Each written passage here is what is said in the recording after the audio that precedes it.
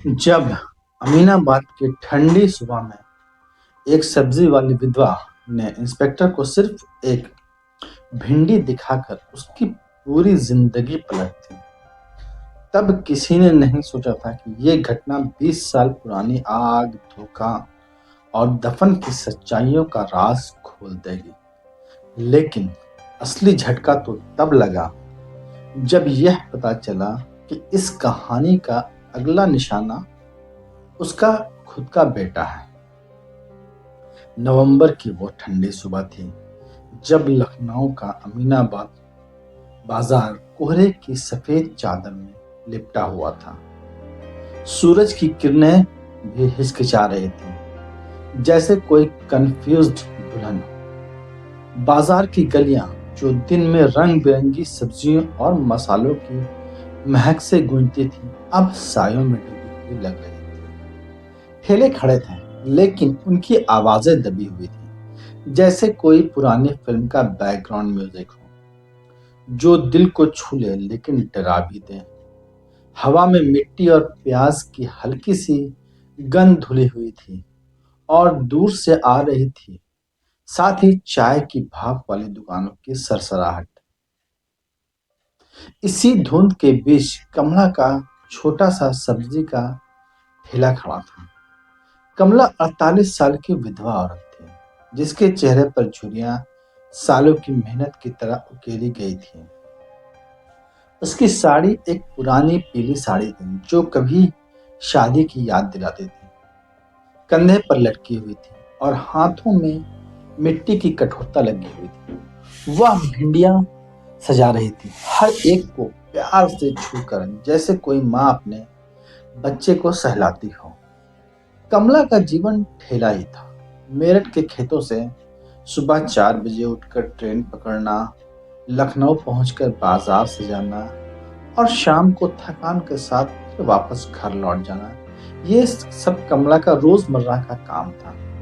उसके 2 बच्चे थे। बेटा राहुल, जिसकी उम्र 22 साल थी, वो दिल्ली में किसी इंजीनियरिंग कॉलेज में पढ़ाई कर रहा था, जो सपनों में उड़ान भरता था। और बेटी सीमा, जो 25 साल की थी, जिसकी शादी कानपुर के किसी जगह में हुई थी, जिसकी आंखों में हमेशा माँ की चिंता झलकती थी। पति गोविंद की मौत एक पुराने हादसे में हो गई थी। एक ट्रक से टक्कर हुई थी, जो शायद संयोग नहीं था, लेकिन कमला कभी शिकायत नहीं करती थी। कमला की जिंदगी बिल्कुल सब्जी जैसी थी, बाहर से सख्त लेकिन अंदर से मीठी। अमीनाबाद बाजार धीरे धीरे जाग रहा था। दुकानदार ठेले साफ कर रहे थे, ग्राहक उभर रहे थे। एक बूढ़ी अम्मा टमाटर तौलने आई, एक युवक प्याज की थैली उठा रहा था। लेकिन तभी हवा में एक अलग सी ठंडक दौड़ी। लाठियों की ठक ठक और जूतों की चप चप, और वो आवाज जो बाजार को डरा देती थी। इंस्पेक्टर विक्रम शर्मा का कदम। विक्रम 38 साल का, कद काठी से पहलवान सा, यूनिफॉर्म पर चमकते तमगे जो सत्ता की चमक की याद दिखाते थे। उसकी आंखें काली गहरी, लेकिन उनमें वो क्रूर चमक थी जो सालों की पुलिस की नौकरी से ही आती। विक्रम हफ्ता वसूलने आया करता था। बाजार का ये अनकहा नियम था कि हर सप्ताह हर ठेले से 500 से 1000 रुपया देना, वरना परेशानी। दुकानदार चुपचाप 500 का नोट थमा देते, सिर झुकाकर। लेकिन आज विक्रम की नजर पड़ी कमला के ठेले पर। छोटा सा ठेला, लेकिन सब्जियां बिल्कुल ताजी, हरी भिंडियां चमक रही थी, जैसे मानो कोहरे में कोई उम्मीद की किरण हो। अरे भाई, ये क्या हाल है? विक्रम ने कहा। लाइसेंस दिखाओ। विक्रम की आवाज गरजी, जैसे कोई शेर बाजार को निगलने आया हो। आसपास के दुकानदार, एक सबकी आंखें थम गई। एक बूढ़ा सब्जी वाला सिर झुका लिया और कमला ने ठेला संभाला, सिर उठाया। उसकी आंखों में डर न था, सिर्फ थकान और एक हल्की सी चमक थी। सर, लाइसेंस तो नहीं है, छोटा मोटा सब्जी का ठेला है।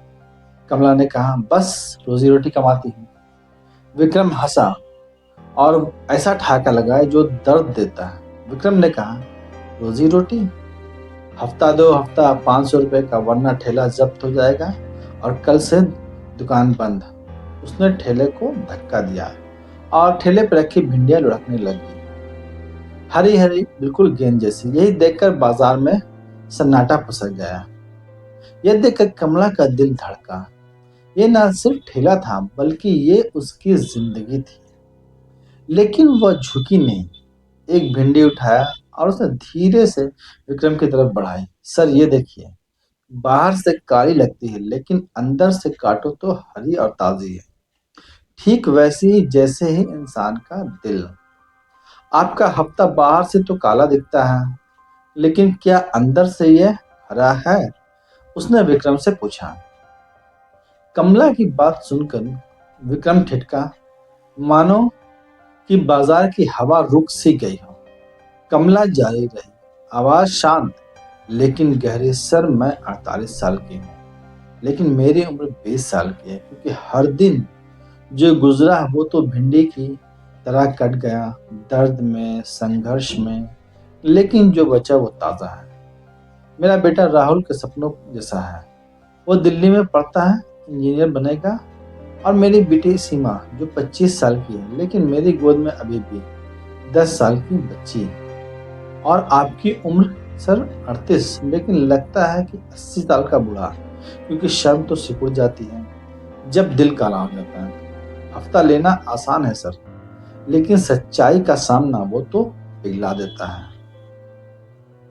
कमला के शब्द मानो हवा में लटक गए हों, जैसे कोई जादू हो गया।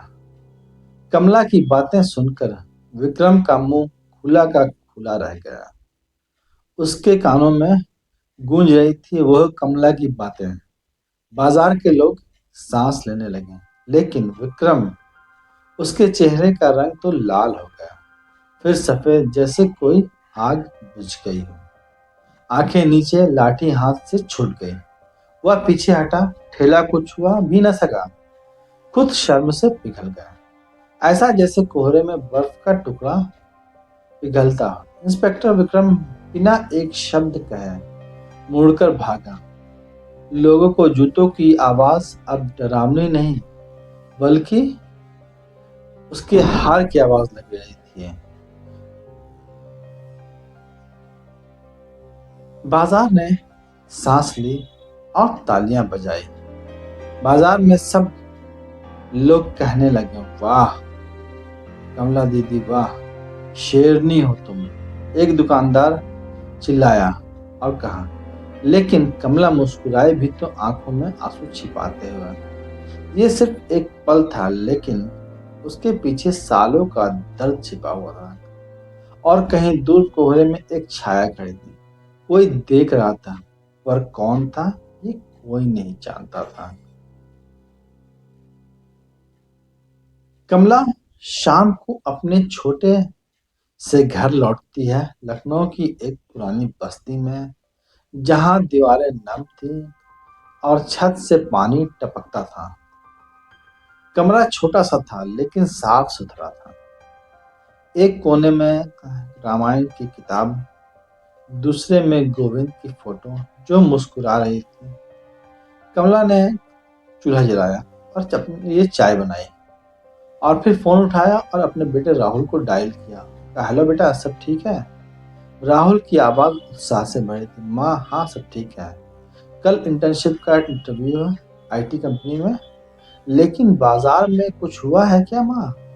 अमित भैया ने मुझे मैसेज किया था, कोई इंस्पेक्टर वाली बात। कमला ये सुनकर हंस पड़ी, लेकिन हंसी में उसके दर्द था। अरे बेटा, कुछ नहीं, बस एक सब्जी गिर गई थी, तू पढ़ाई पर ध्यान दे। सीमा को भी बोलना, सब ठीक है। राहुल ने सिसकी ली, माँ तुम्हें आराम करना चाहिए, मैं जल्दी कमाऊंगा। और फोन कट गया। लेकिन कमला की आंखें नम हो गई। राहुल उसका सहारा था, जो पिता की कमी महसूस न होने देता था। लेकिन आज का वो पल, जो विक्रम की आंखें कहीं से जाना पहचाने सी, रात गहराई कमला बिस्तर पर लेटी, लेकिन नींद नहीं आ रही थी। दिमाग में 1995 की वो रात घूमने लगी, जो मेरठ का वह गांव जहां हवा में खेतों की ताज़ी मिट्टी की खुशबू रहती थी। जब कमला की नई नई शादी हुई थी गोविंद के साथ। गोविंद मजबूत कंधों वाला किसान जो रातों को खेतों में गाता था। लेकिन स्थानीय जमींदार ठाकुर रंजीत सिंह ने आंखें गड़ा ली थी कमला के खेतों पर। ये जमीन मेरी है, ठाकुर चिल्लाता था। गोविंद ने उसका विरोध किया, कोऑपरेटिव बनाया, किसानों को सब्जियां बेचने का ग्रुप। लेकिन ठाकुर को यह बर्दाश्त ना हुआ और एक मानसून की रात जब बारिश खेतों को भिगो रही थी, ठाकुर के गुर्गे आए और घर पर पेट्रोल छिड़का और आग लगाते लपटें आसमान छू रही थी। कमला भागी भागी सीमा को गोद में उठाकर, लेकिन गोविंद ने आग बुझाने की कोशिश की, लेकिन सब कुछ उस आग में जल गया, उसका चेहरा, हाथ, सब। अस्पताल में गोविंद आखिरी सांसें गिन रहा था। कमला झुकना मत, उसने कहा, सच्चाई कभी नहीं चलती है। ठाकुर भाग गया और केस को ठाकुर ने पैसों के दम पर दबा दिया। फिर एक बार कमला को एक चिट्ठी मिली गुमनाम से, जिसमें लिखा था, राज किले में दफन है, अवध का वह पुराना किला खोदो तो सच्चाई मिल जाएगी। कमला उठी, उसने अलमारी खोला, एक पुराना लिफाफा खोला जिसमें चिट्ठी अभी भी वही है। अभी तक मैं वहां क्यों नहीं गई, कमला ने सोचा, लेकिन डर था। और विक्रम, जिसकी आंखें ठाकुर जैसी थी, विक्रम थाने में बैठा, उसे कमला का जवाब कचोट रहा था। दिल काला हो गया। उसने मिरर में देखा, चेहरा थका, आंखें लाल। पिता ठाकुर की डायरी निकाली, पुरानी चमड़े की, पन्ने पलटे। पन्नों में लिखा था, 1995 में मेरठ आगजनी, सबूत किले में छिपाया, कभी ना खोलना। विक्रम का दिल धड़का। पापा, क्या किया आपने? वह उठा और कार में सवार हुआ और रात की अंधेरे में ड्राइव की, लेकिन दिमाग में कमला का चेहरा घूम रहा था। विक्रम की पत्नी मीरा ने विक्रम को फोन किया, विक्रम घर आओ, बच्चे पूछ रहे हैं। विक्रम ने सिसकी ली और बोला, मीरा, मैं बदल रहा हूँ, एक औरत ने मुझे शर्म सिखा दिया है। इस पर मीरा हंसी। उसने कहा, तो सीख लो। कल्पना करो अगर हमारे बेटे को साथ ऐसा हो कि विक्रम रुका और उसके बेटे की याद में, जो 10 साल का था, मन ही मन ख्याल आया, क्या वह अभी हफ्ता वसूली करेगा? विक्रम ने तभी कार को मोड़ा और घर लौटा, लेकिन डर था किले का राज क्या खुलेगा। अगली सुबह तभी बाजार फिर जागा। कमला ने ठेला सजाया, लेकिन मन भारी था उसका। ग्राहक आए, एक लड़की फूल गोभी लेने लगी, एक चाचा आलू तोलने लगे, लेकिन विक्रम सादे कपड़ों में जीन्स शर्ट में आया। कमला विक्रम को देखकर चौंका। सर, आप यहाँ? विक्रम ने सिर झुकाया, हाथ जोड़ा। कमला जी, कल के लिए मैं आपसे माफी मांगना चाहता हूँ, लेकिन आपका जवाब वो क्यों था, क्यों इतना गहरा था? कमला ने सब्जी काटते हुए कहा, सर, सच्चाई काटने से दर्द होता है, लेकिन छिपाने से जख्म गहरा।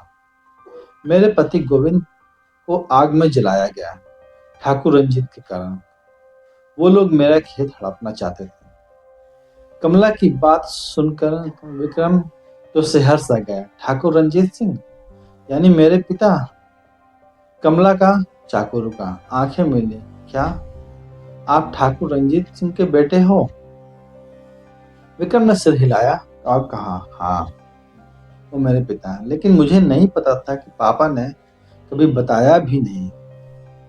मैं हफ्ता लेता था, सोचता था पावर है मेरे पास, लेकिन मुझे इस हफ्ता वसूली के काम से अब शर्म आ रही थी। विक्रम ठेले के पीछे बैठकर चाय पी रहा था।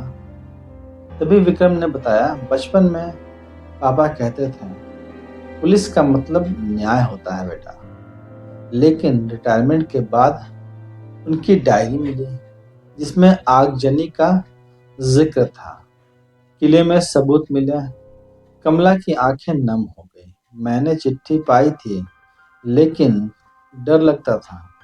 गोविंद की मौत के वक्त सीमा मेरी बेटी तब छोटी थी।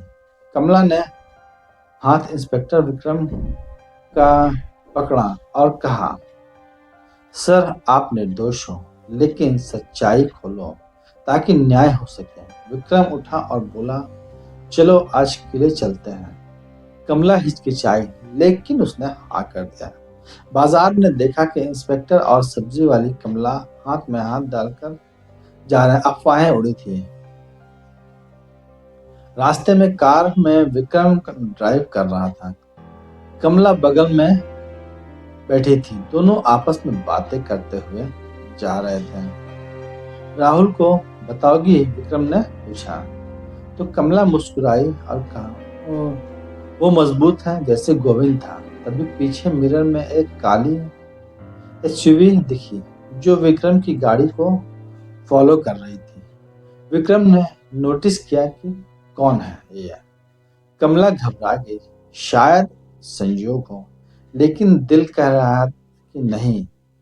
तभी विक्रम और कमला अवध के उस पुराने किले तक पहुंच गए जो जिसकी दीवारें जर्जर हो गई थी। बौद्ध मंदिर के अवशेष, जंग लगे दरवाजे और अंदर घास उगी हुई थी। एक गुप्त कोना और नक्शा दीवार पर था। विक्रम ने नक्शा छुआ तो पत्थर हटा। अंदर एक बॉक्स था, कागजात और फोटो से भरा हुआ। आगजनी के सारे सबूत, ठाकुर का साइन, गवाहों के नाम। विक्रम ने कागजात पढ़ा। उसके हाथ कांपे। उसने सोचा, पापा ने ऐसा क्यों किया? ये देखकर कमला रो पड़ी। गोविंद की रूह को शांति मिलेगी। लेकिन बाहर ब्लैक एसयूवी जो इंस्पेक्टर का पीछा कर रही थी रुकी। उसमें से 3 आदमी उतरे, बिल्कुल मोटे और डरावने जैसे। उसने पूछा, खजाना कहाँ है? ठाकुर साहब ने भेजा है हमें। तभी गुंडों की आवाज गूंजी। विक्रम ने कमला को पीछे धकेला और जोर से चिल्लाया, भागो। लेकिन कमला रुकी। गुंडे अंदर घुसे, लाठियां चाकू चमकाते हुए। गुंडों का लीडर चिल्लाया, सबूत जला दो, ठाकुर का राज कभी ना खुला। विक्रम गुंडों से भिड़ा। विक्रम ने मुक्का मारा और एक गुंडा गिरा, लेकिन गुंडों की संख्या ज्यादा थी। एक ने चाकू चलाया और विक्रम का कंधा कट गया और खून उसके कंधे से बहने लगा। कमला चिल्लाई।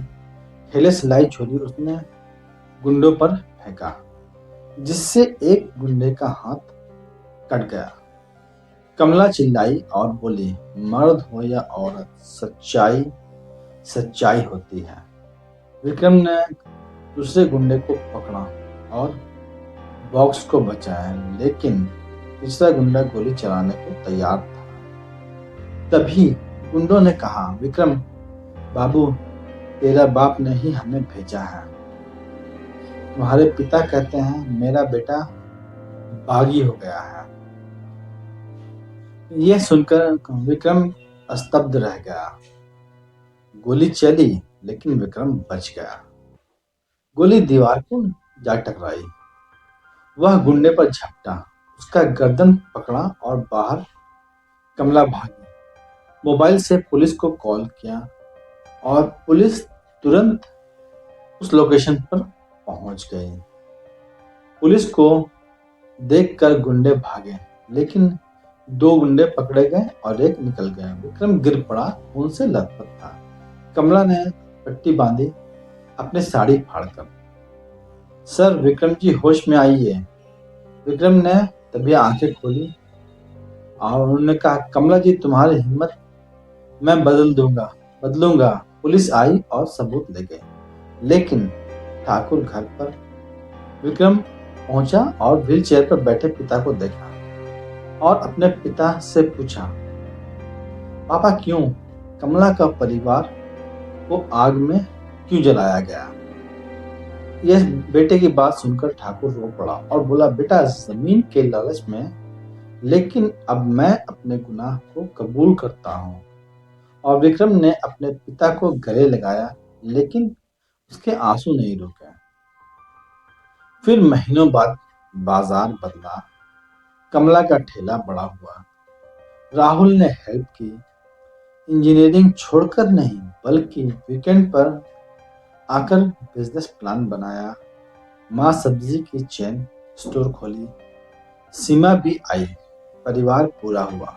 विक्रम ने पुलिस की नौकरी से इस्तीफा दे दिया और एनजीओ शुरू किया, जिसका नाम था सच्चाई फाउंडेशन, जिसका मेन मोटिव था कि किसानों के लिए भ्रष्टाचार के खिलाफ आवाज उठाना।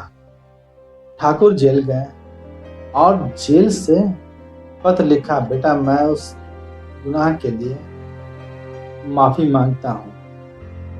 तुम और कमला मुझे माफ कर देना। एक शाम किले पर विक्रम और कमला मिले और तब विक्रम ने कहा, कमला जी, आपकी उम्र अब भी 20 साल है।